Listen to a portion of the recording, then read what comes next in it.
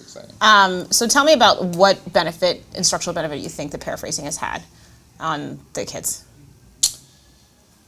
So, well, I think it's actually having a couple. One, it's making students metacognitive about how to build a discussion. So the idea is that when you're paraphrasing, not only I'm not throwing something new into discussion, I'm listening to what you're saying and I'm building this argument on top of what you're saying. So I kind of imagine it like a house of cards. So each additional comment, although maybe like a house of bricks, I guess. Ideally it's not a house of cards. Yeah. Each additional argument is building towards this, like, not one understanding, but at least a deeper understanding. Whereas when they're not using habits of discussion, it's like, here's a point, here's a point, here's a point, here's a point. Like a scatter plot of points. Exactly. Mm-hmm.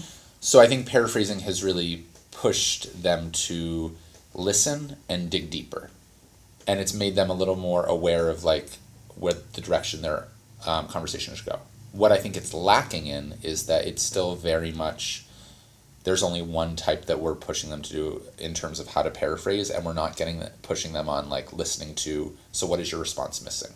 They're so focused on the main idea that they're not paraphrasing, like, so I hear you're saying that Leslie is a nonconformist because she wore, ripped jeans to school. Mm-hmm. And I actually want to push you and say, why was that being a nonconformist? I don't understand. And so the idea is that explanation needs to take into account that during that period, girls were wearing dresses, and especially in the rural community that they were in. So I think that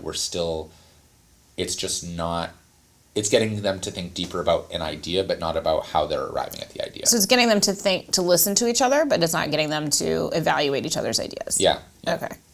Well, so the first step in evaluating ideas is listening. So the fact that they have come so far in that skill is great.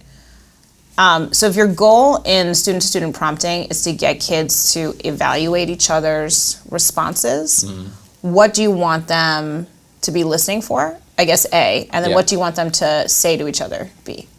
What I want them listening for, to make it really simple, I want them listening for textual evidence, and I want them listening for where the additional background knowledge, schema, where their additional background You want them listening for evidence, and you want them listening for pulling in a relevant schema. Yeah.